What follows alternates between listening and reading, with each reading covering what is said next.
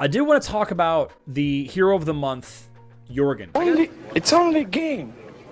Why you have to be mad? I got into a conversation today in the general chat with an individual whose name I cannot pronounce. We're discussing how Jorgen Soulstones are a bad choice for the Hero of the Month, and I actually think it's a good choice for Hero of the Month. First of all, I don't like when Hero of the Month heroes are any of the easy to get heroes, right? Friendship shop heroes, Outland shop heroes.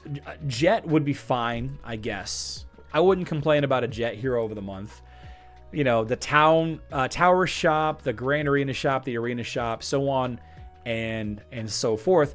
But the thing about Jorgen is it's actually good to not get his soul stones from the Outland shop. Of all of the shop heroes, of every single shop hero that's available, excluding like the pet shop or the Clash of Worlds shop, Jorgen is probably the best hero to have as the special event or Hero of the Month hero, right? You don't need a lot of soul stones for Jorgen to be strong and usable. You can get him to like 4 stars and that'd be fine, right?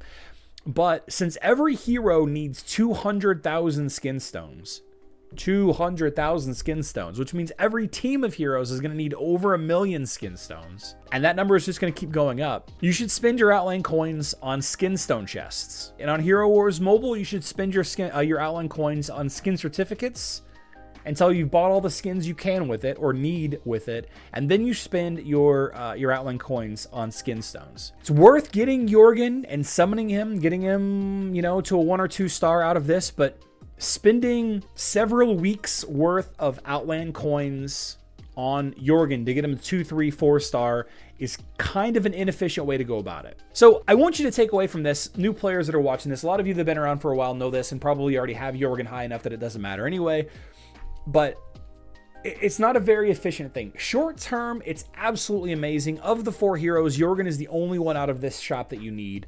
Luther's a good tank. Qingmao's a good damage support, sometimes a tank. Elmir's a good damage support, sometimes a tank, sometimes a DPS.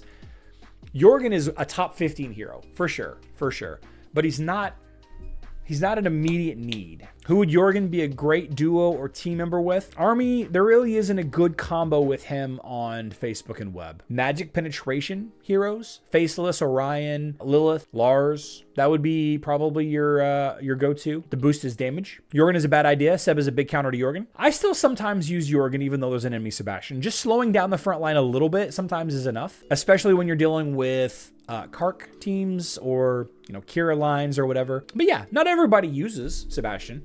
You know, just taking a peek real quick at our Clash of Worlds targets. So we have 1 Sebastian, no Sebastian, 2 out of 3, 3 out of 4, 4 out of 5, 5 out of 6. So really, let's see, 2, 3, 4. So 4 of the, 10 heroes? Let's see. Yeah, 4 of the 10 heroes don't have Sebastian in the Citadel, and that's just the Citadel. You could argue that the Heroes Bridge is more important than the Citadel. Let's see, there's 1 Sebastian, 2, 3. So half of the teams in the Heroes Bridge have Sebastian, but you just don't use Sebastian against those lines. Use Sebastian against the Raja line here. Sebastian can be overloaded with, say, Leon, Arachne, and Jorgen. Absolutely, you can overload Sebastian. One thing that I did find very interesting with Kayla is if Sebastian is in 4th position, Kayla puts him out very quickly. Kayla kills Sebastian in the 4th position or the 5th position very, very quickly. Very, very quickly. It was surprising how fast that he died.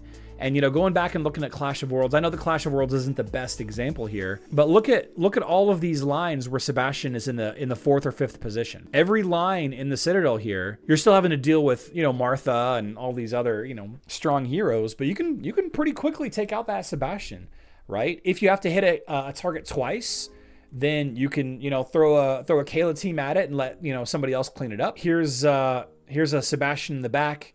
Here's a Sebastian in the 4th position. No Sebastian on that line at all.